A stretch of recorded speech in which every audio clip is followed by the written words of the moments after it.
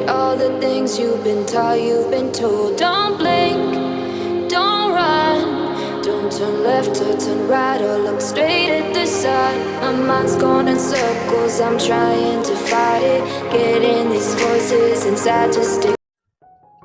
Introduction.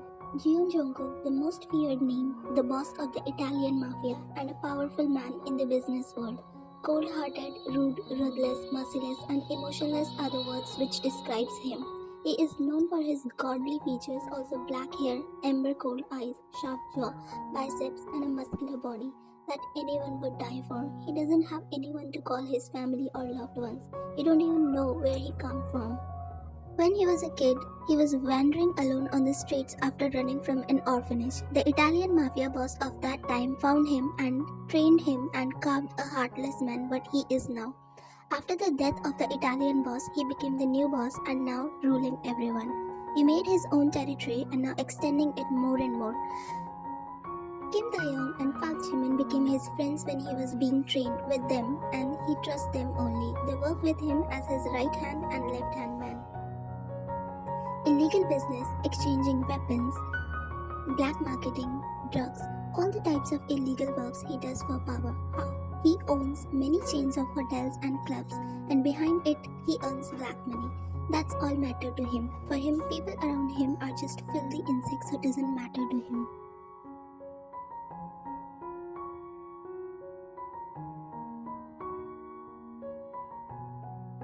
Few hours later, Ryan started to gain her consciousness back. Slowly unlashing her lashes, she opened her eyes meeting with grey ceiling. Her head was hurting badly. With the support of her elbows, she sat up on the bed, holding her head. She moved her gaze at her surroundings and saw a room with a only bed and nothing else. Suddenly shuffling on the door, other side of the door caught her attention. She snapped her head towards the door and fear started growing inside her. The door opened and the two men entered inside from earlier, one who forced her to see the traumatizing scene and the one who came to lift her after she fell unconscious. They closed the door behind them. Wine turned alert, knowing their intention towards her. She stepped down from the bed slowly, keeping her gaze on them. The both men smirked at her. Wine, don't come near me, she started out warning them. But with whom she was kidding? Will these double in the height and strength from her will fear her and listen to her warning? They evilly chuckled and strode towards her. One shrieked and tried to run away, but one of them held her waist, pushing her back on the bed. Please, leave me, Wine pleaded. We didn't came here to leave you, kitten, the other one said, and came beside her, holding her wrist, intending to tie her hand with the chain of the bed. Wine struggled and shook her hand vigorously, making it difficult to chain her hand. Please, no, I don't want this, Wine cried out. She started trembling in fear. The other man hovered above her. Please, don't do this, Wine kept pleading them, but they turned deaf to her pleadings. The man above her yanked her sleeve down and it get torn from the place. Wine aggressively bited the hand of the man who was trying to chain her. He left her hand immediately, hissing in pain. Wine, showing more courage, kicked the man above her in his shine, making a sudden pain immense his whole leg. He rolled down on the other side on the bed, groaning. Finding a golden opportunity to escape, Wine ran to the door as fast as she can and opened it knowing they didn't lock it. Good for her. She ran out of the room in the hallway. She turned her head back and saw both the men were in complete rage running behind her. If they will catch her, she knew she can't make it alive. So she increased her pace and passed the hallway, reaching at the same place where the kidnappers left her and the other girls. The man kept following her. As she was running, she saw their scary boss coming from the front, busy in talking with his other two men, who always stays with him like a shadow. Ryan's mind worked up fast and she knew only he can save her from his men. She ran towards his direction without a second thought that what if he will not save her? What if he will let his man have her? Because that's the only reason she is brought here. Ryan stopped in front of him, panting and clutching her torn sleeve. Please, save me from them, she said, pointing her finger towards the direction behind her, from where the men were coming. Jungkook moved his gaze to the little girl standing in front of him, and then the direction where she was pointing her finger, and saw his man running towards her. They reached there and gritted their teeth at the little stunt Ryan just pulled. You bee! One of them spat at her, tried to touch her, but she moved fast and hid behind Jungkook's back, clutching his shirt tightly in her fist. Please, save me. I don't want to go with them, Ryan said, still clutching his shirt and from other hand her torn sleeve digging her face in his back. Jungkook felt her shaking behind him in fear, but he don't know what to do. Laugh at her innocence, that she is thinking he will save her from them, and he was amused at her thinking that among all the people present here, she came to him for protection, even after what he did to get just a few hours ago. One of the men again warned her strictly, You bee, come out immediately. The warning made her hold to tighten on his shirt, almost crumbling it in her fist. No, no, please, leave me, I beg you, Wan cried out in fear. The man tried to hold her from behind their boss, but his hand get halted in the mid-air when suddenly Jungkook's hand clutched it firmly. JK, don't touch her, he ordered, making all the men standing there shocked.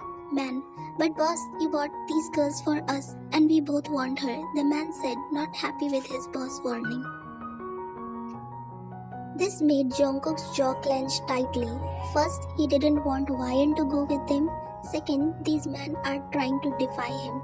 But the question is in his mind is running was why he don't want to give her to them.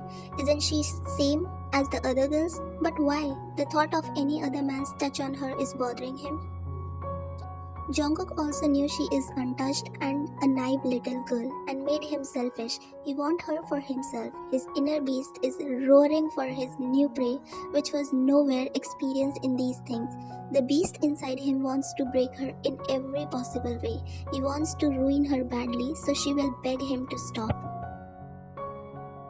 He wants her sapphire balls to tear up badly and cry in front of him for begging more. He wants her to submit in front of him.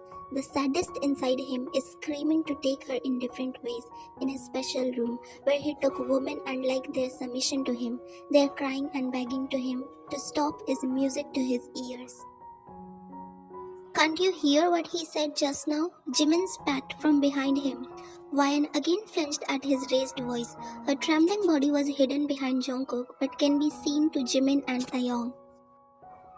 Boss, just one time, let us have her, the man asked in desperation. Ryan, no, please don't. I will do as you say, but I don't want to go with them, please. Ryan stuttered out, pleading him.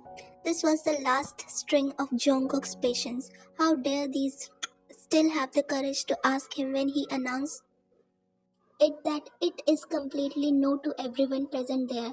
How dare these ask for something which he wants for himself? How dare they even laying their eyes on his thing now? His hands ached for their blood. His eyes turned bloodshot red in anger. He clenched his jaw so hard that his veins popped out of his tattooed arms, neck, and temple. Jungkook clutched the man's throat tight grip, cutting his air supply completely. The man started struggling in his hold and tried to apologize, but words weren't coming out of his mouth. The man's eyes turned red and sweat running down his face. Jungkook lifted him up from the ground and kept holding him in the mid-air. The other man trembled in fear, watching his friend struggling for his life in front of him. Jungkook put more pressure on his throat, making him kick his leg in the air. When the man was almost dead, Jungkook threw him on the ground. The man thought he is letting him go, but how wrong he was. Jungkook took out his handgun from his holster and shot both of the men between their eyes. Life immediately left their body and soul. Leslie fell on the ground with a thud. A scream left from Ryan's lips, watching two dead bodies in front of her. Her mind went numb and her hands started to tremble from fear and shock. She backed away from Jungkook immediately and kept stepping away.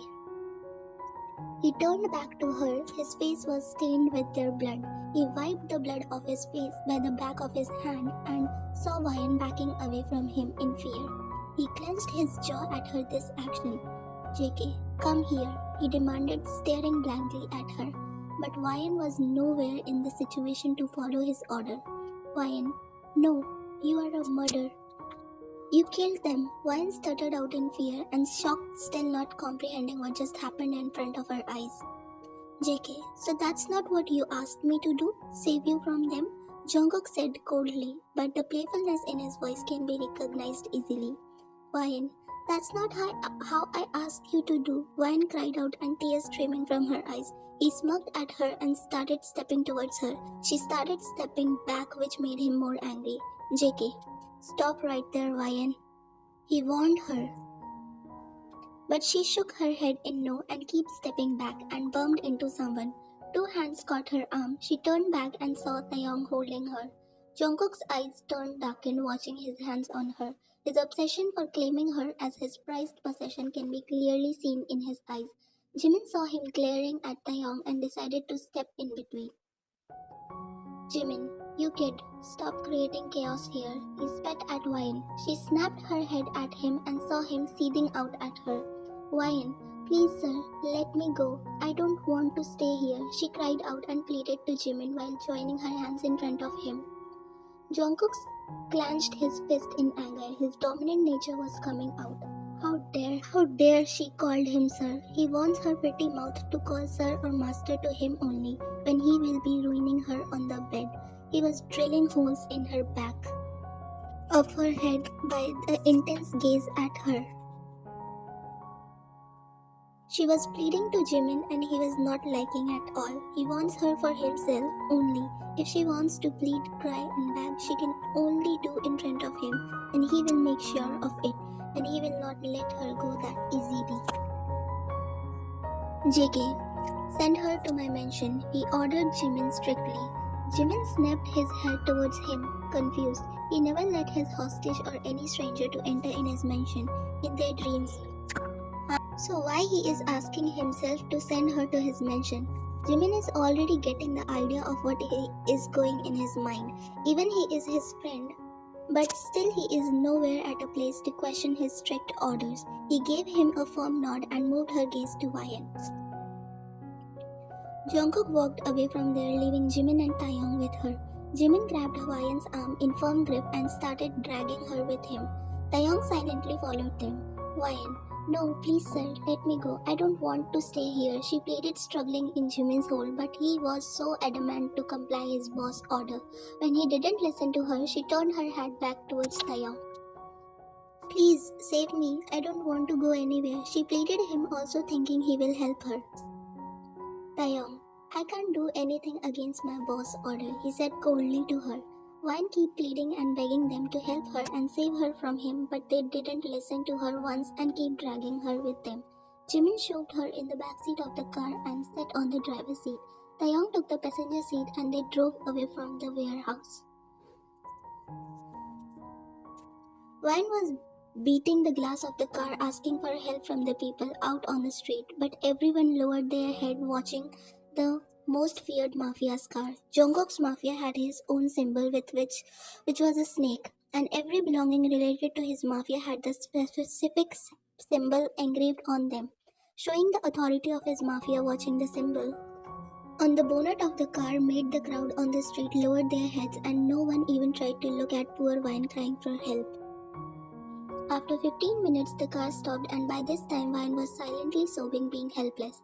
Jimin and Taeyong got down from the car, and Tai opened the door of the car.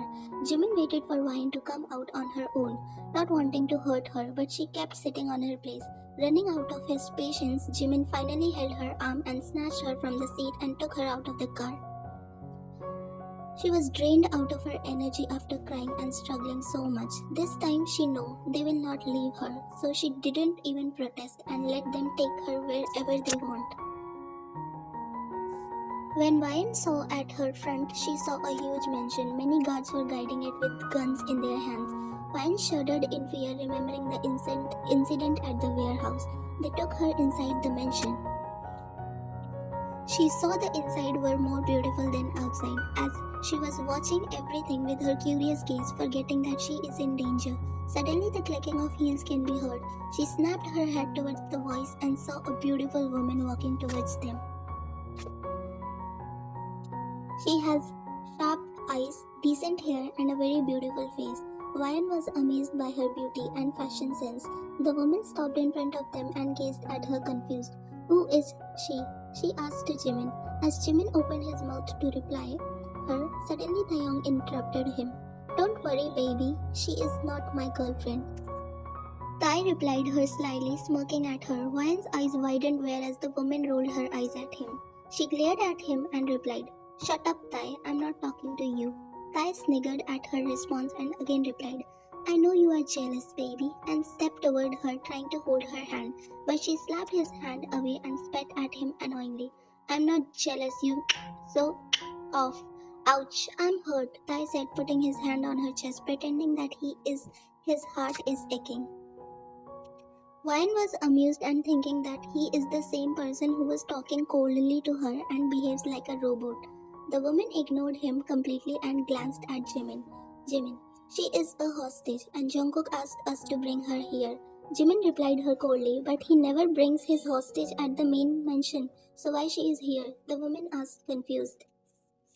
We are not at the place to question his decision, so watch her until she is here. Jimin replied her and walked away. Tai was still standing there watching the woman dreamily, but she moved her gaze to him annoyingly of his behavior and spat off. Tai frowned at her rude reply but nonetheless went behind Jimin.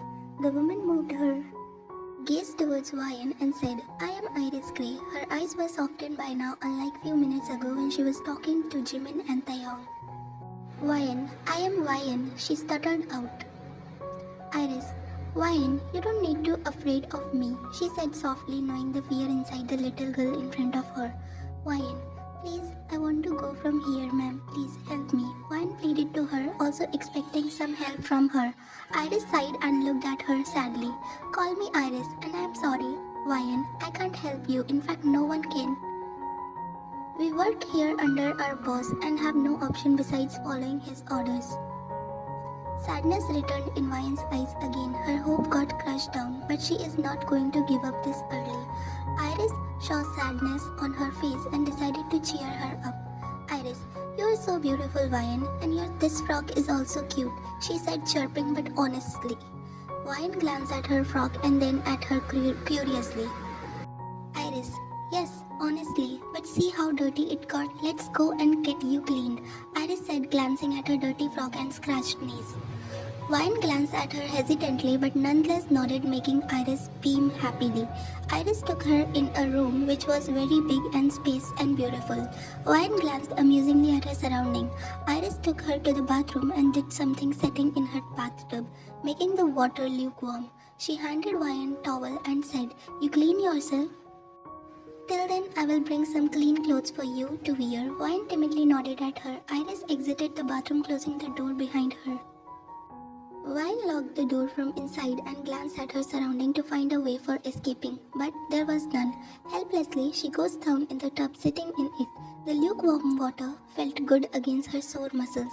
After taking her time in the tub, Ryan got out and stood under the shower, washing her hair and body. After feeling content, she turned off the shower and wrapped a towel around her, which was starting from her chest, reaching till her mid-thighs. Ryan got out of the bathroom, closing the door behind her, but what she saw in front of her shrugged her soul. Her eyes widened, watching Jungkook standing at the door of the room. His hands were in his pockets and he was staring blankly at her. She tried to open the bathroom door behind her, wanting to run back inside it, but before she can open the door, Jungkook strode towards her in fast pace. He turned her around and pinned her at the bathroom door, putting his both hands each side of her head. Jungkook glanced at her. Water was dripping down from her wet hairs. Her neck, lips, and collarbones was glistening from water, inviting his lips to touch them. Ryan's breathing turned heavy. His eyes darkened, glancing at her parted lips. He wants to taste them so bad, and he will, for sure. The silence between them was increasing the intensity of the moment. He took his face closer to hers, intending to kiss her, but she immediately turned her head away. This action of her made him angry yet hungry. The inner sadist of him was enjoying her defiance right now because he will enjoy breaking her more the more she will resist him. It was almost impossible for him to keep his control when an enchanting beauty is standing in front of him. almost naked. He put his lips on her glistening collarbone, making Wyan alerted. She put her hands on his chest, trying to push him away, but he didn't shift even an inch because her strength was nothing compared to him. Get away, she stated and started crying from his deed and scared also. Jungkook took his head back and glanced at her, tears streaming down her cheeks and her eyelashes turned more wet. The view in front of him was very enjoyable for him. He wrapped his one arm around her petite waist and get closer to her. She was crushed between the bathroom door and him. Their chests were touching and she cried more. JK, do not think I saved you from those. I saved you for myself, he said, making her confused. She turned her eyes to him and gazed in his eyes. JK, I know that you are a ducking knife girl who is untouched and pure, but you know what? He said, paused. He took his face more closer to her, almost touching their lips. His hot breath fanning on her lips. I will love to ruin and torment your innocence and virtue by ducking your out of you, said, smirking at her shamelessly. Wyan lowered her head down in shame and his dirty language. Fresh tears filled her eyes and kept strolling down her rosy cheeks. She lifted her head and met his eyes. I will die, but never let you do anything bad to me, Wyan said and suddenly pushed him. This time he let her push him. Wyan opened the bathroom door and entered inside hastily and closed it immediately, locking from inside. She slid down against the door and slumped on the floor. Jungkook walked near the door and out his hand on the door saying, I'm liking your resistance and it is making me more excited to see you breaking. He paused and smirked. One day you will come on your own to me and will beg me to you. And that's my promise to you, Wyan, he said, knowing she is listening everything. On the other side of the door. Wyan, no, I will never come to you. You are a murderer, a criminal. You are very bad, she cried out from the other side of the door. JK, we will see, Wyan, we will see, he said the last time to her and strode out of the room, slamming the door shut.